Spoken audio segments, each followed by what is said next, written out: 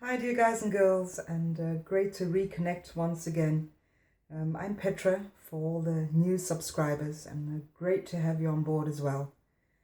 And I've been wanting to make some new videos this week, but it's been so very busy, and I've just been enjoying every minute of the week, reading through your emails, replying to them, working with new clients. It's one great journey that I can tell you.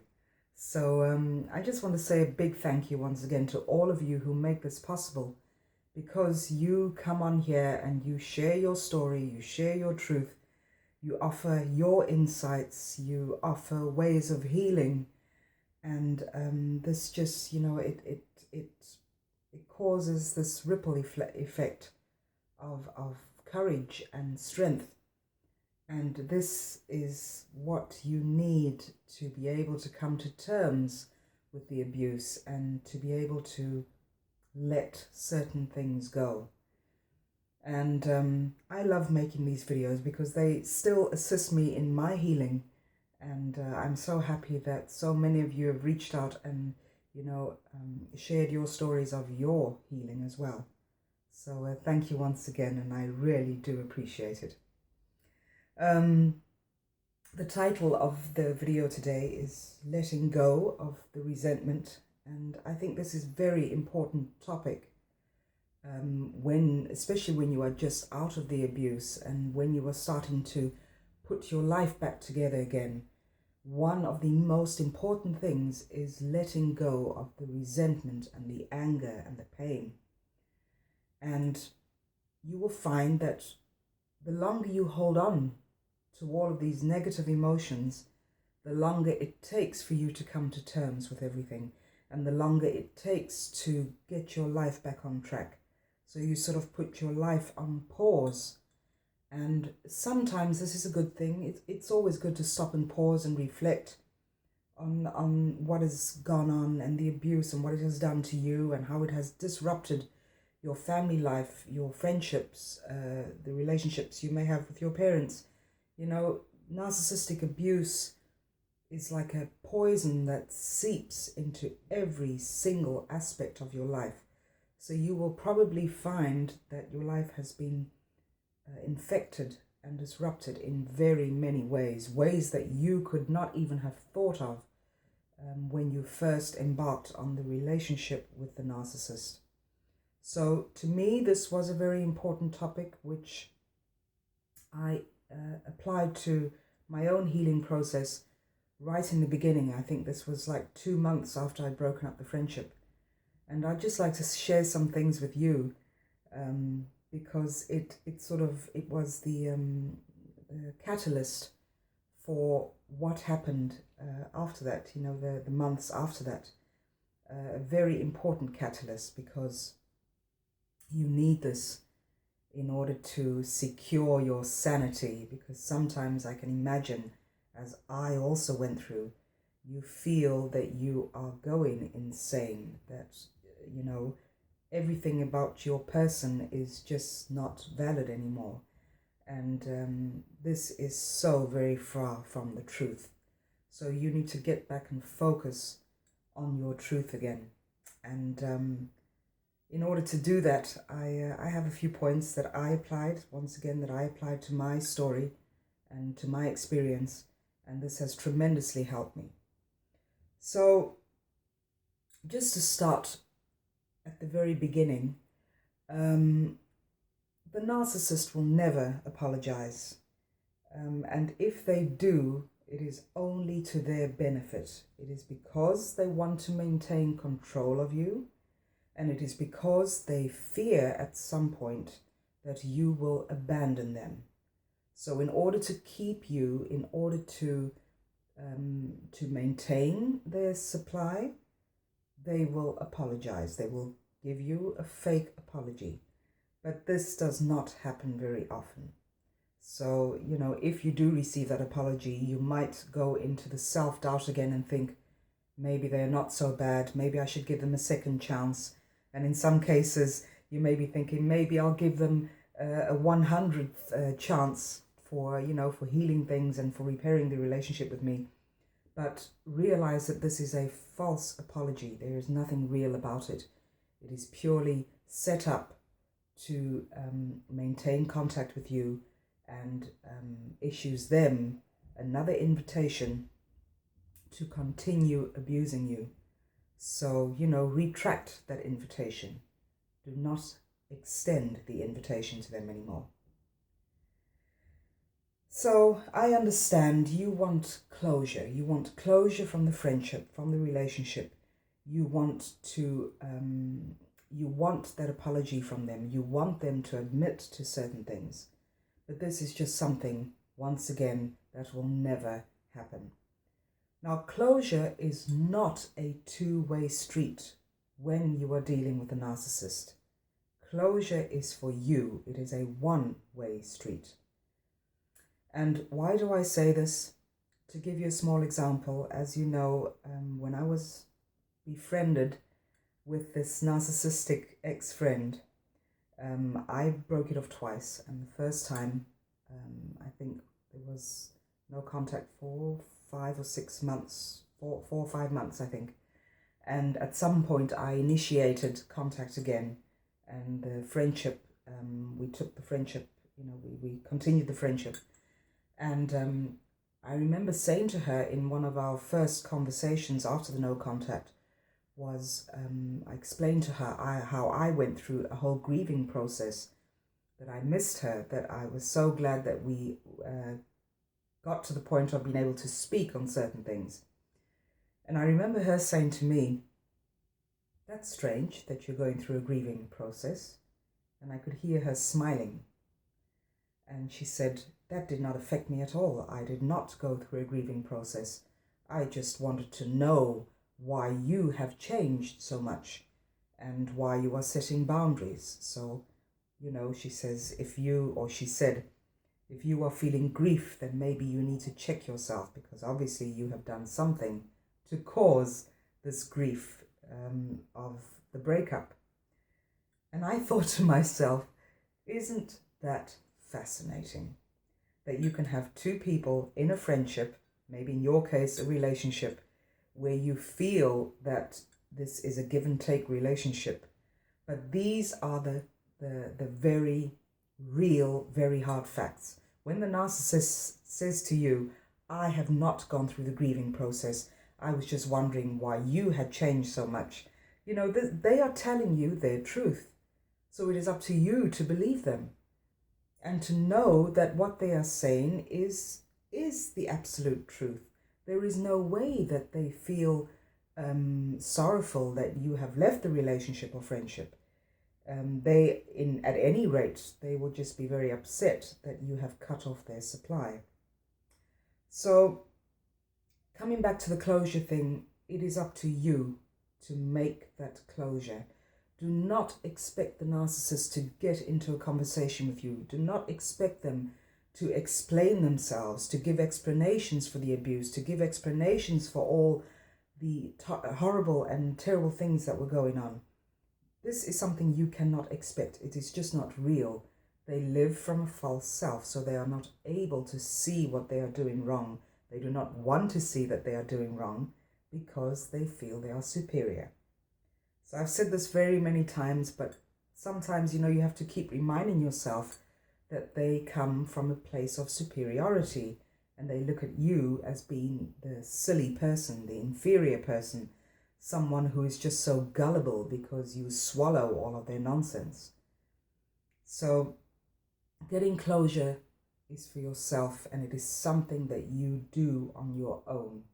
Do not expect an interaction in closure with the narcissist.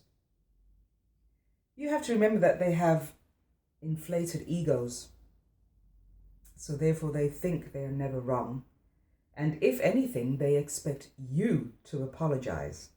And why would they want the apology? They want you to apologize for hurting them, for cutting off their supply. So they always expect it from you. They will always twist the story to make it out to be your fault. And they will ask you, or not ask you, that's putting it very mildly, they will demand an apology from you for making them feel so terrible. So you have to remember this. You are dealing with an ego. You are dealing with a false self. You are not dealing with a person who thinks and feels and responds and loves the way you do. You know, when you realize that, when you understand that, then you will also be more willing to just let go of everything, you know, let go of the resentment and the anger, because you are not dealing with a healthy person. Resentment, fear, anger, sadness, all the stuff that we feel when we are going through the aftermath of the abuse, all these emotions are connected, and they are produced, these emotions are produced from our reptilian brain. Now that is a whole other topic. One of the viewers mentioned the reptilian brain in a comment a couple of days ago, and that is such a fascinating subject, so I will touch on that, but that is a whole new video, so I won't get into that now. But when you feel the resentment, fear and anger and pain, that is coming from your reptilian brain. It's coming from a place of fear of moving on, fear of being on your own, fear of not being able to get your life back in order. So fear is, can be applied to very many aspects of your life. And the fear may be real in some cases, but fear is also an ego-based emotion. So when you get back in touch, when you reconnect to your higher self, you will find that the fear will dissipate and you will be able to live from a place of love. And this love comes from you. It is love for yourself. It is respect for yourself. So when you're on that spiritual journey, just remember that fear is ego-based. It is not heart-based, a heart-based emotion. In order to let go of the resentment, because we do feel a lot of resentment after the relationship with the narcissist, in order to let go of this resentment, you have to be willing to let the process play out. It is a process. Oftentimes when we relate our story to friends and family and to those who will listen to us, they tell us to just get over it, to just let it go. Just let it go, get over it, distract yourself. And this is a very loving thing to say, but it is not helpful. It just is not helpful. Because letting go is a process. Letting go is not just a decision in which you say, right, that's it, I'm letting it go, I'll just drop it and I'm going to move on. That's not the way it works. It is a full process. And to start off that process, I would like to just share some of the things that I have done in this whole process. And I am through the process now. I am at a place where I am peaceful, I'm calm. When I think back on the friendship with the ex-narcissist, I can look back on the good times we had, because they were there. We did have a few good times, and I can just wish her peace and tranquility. That is all I can wish for her. That is not saying that is what she will obtain, but when I think of her now, it is not with resentment and anger. That is gone. I don't have that anymore. And that is thanks to this whole process that I allowed myself to go through. And sometimes it is a very ugly process, where you cry a lot, you're very saddened, you feel that maybe you should have done your best, you should have offered more help, you should have changed the way you looked at things. It's all of the stuff that keeps coming up. But once you are through the process, you will realize that you have done your utmost. And all that is left for you to do now is to heal yourself and be grateful that you have come through this, that you have seen the light, that you have awakened to this abuse. So I will take you through a few points. I'll just have a sip of this tea. It's getting cold now. That's some lavender tea there. It's wonderful. Just put that down there. What I did is that I wrote down the name of this ex-narcissistic friend. So I wrote down her name, and I wrote down every single thing that invalidated me, single thing that caused me pain in this friendship. So that is what I'm offering you. You know, if you just get a piece of paper, even on your phone or on your iPad or, you know, whatever device you may have, write down the person's name, the abuser. And next to their name, write down everything that they did to cause you hurt, pain, anger, resentment, sadness, and be honest. You know, don't hold yourself back. Just write it all out. If you feel that you need to describe certain situations in detail, then do that. It is for you. It is not to be, you know, shared with everyone. This is purely for yourself, so you can look back and reflect on this. So if you write down all of that, be honest with yourself. You know, if you feel like using profanity, if you feel like swearing them, whatever it may be, just write that all down. Get it out of your system. So that would be one point. The second phase in this is to write down what part of you and your life is being affected by the abuse that you have endured. Then, next to that, write down how you would like to feel and which part of your life you want to transform. So, I'll just give you a small example. When I say write down what part of you and your life has been affected, the biggest part for me was that I was being brainwashed with regard to my business, my coaching business. And at some point, I did not believe that I was a good coach. I did not believe that I could make a difference. And I had done this. I had made a difference, and I had done a lot of coaching before I met this narcissistic friend. But I got to a point where my business crumbled, as I've mentioned before, and I did not believe that I could continue. I thought I was the worst coach that you could encounter. So this really affected this part of my life, my business life. So I wrote this down for myself, and I explained in detail to myself how this affected my business. And because my business was being affected, how did that in turn affect my personal life, my relationship, the relationship with my daughter, with other friends, with my mother? How did it affect me? So I wrote all of this down, and things just became more clear. Because I'd spoken my truth and because I'd written it down, it became very tangible to me.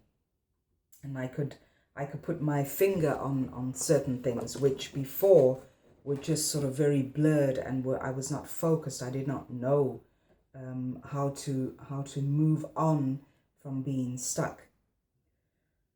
So that is how I got myself to, you know, become unstuck. That the second point was a very important point for me. The third point is this is a big one, because this requires you to really be honest with yourself. So the third point is to write down what you are responsible for. Now, this took a lot out of me. And as I was writing this, I was crying. The tears were just rolling down, and I was feeling so hurt. And, you know, I was sobbing while I was writing this. And at some point, I'd written a full page, and I stopped and I reread it. And I had to smile, because it showed me where I had dropped the responsibility to myself. And, you know, when you drop your own responsibility, you are falling into a victim role. And when you are in that victim role, it's like you sort of, those beetles that or tortoise, let's take a tortoise. If a tortoise rolls onto its back, it's a victim. It cannot come up. It just sort of lays there and it's disabled and it can't do anything. But that is the victim mentality. So you're sort of laying up there, laying on your back, and you're looking around you and you think that you have no power to get up and conduct your life. But once you take responsibility to roll over, to drop the tortoise, the victim mentality, and take on the tiger mentality or the lion mentality, that is what is going to get you through this. That is what is going to make you become aware of your very power, your truthful power. So the third point is write down what you are responsible for. In my case, that was because I did not stand up for myself. I did not speak up for myself. I did sometimes, but not enough. I tolerated all the abuse. I did not speak up and say, this is not okay with me. I did not take a stand. I did not take a stand for my values, for my worth, or for my truth. So this is going to get you to a point of opening up your heart space, because when you are living in resentment and anger, again, you are operating from your ego. So in order to open up your heart space, you need to become totally honest with yourself. Where did you drop the responsibility for yourself? Where did you not speak up? Where did you not set your boundaries? Where did you allow yourself to be used as a doormat? Once you have written this down, you will find that you will feel so relieved after you've gone through the crying and the heartache and the sobbing. You will feel so relieved, because then you will realize where you need to pick up and own your responsibility. You are in control of your life. You are responsible for the way things turn out in your life. So get back in that driver's seat and start driving that car. Oh, point number 4. This is the final point. Learn to apologize to yourself. So what is the opposite of beating yourself up over this whole ordeal? The opposite is to apologize to yourself. Apologize that you were not there for yourself, that you did not respect yourself enough, that you allowed all of this discord and drama and disappointment to continue in your life. Once you have made the apology to yourself, you will no longer find it necessary to long for this very same apology from the narcissist. The narcissist is just being who they are, void and empty. But you are a person who is full. You have this inner power, and you need to take responsibility of letting that inner power out, because that is the only thing that is going to set you on your road to freedom. So, honesty and truth will set you free, and will get you going.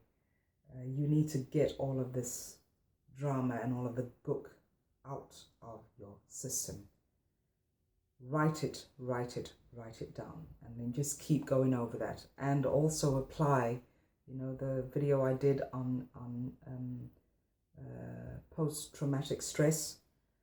If you just go back and watch that video again, apply those techniques as well, because they will help, and allow yourself to go through this process, because you'll be all the better for it at the end of it.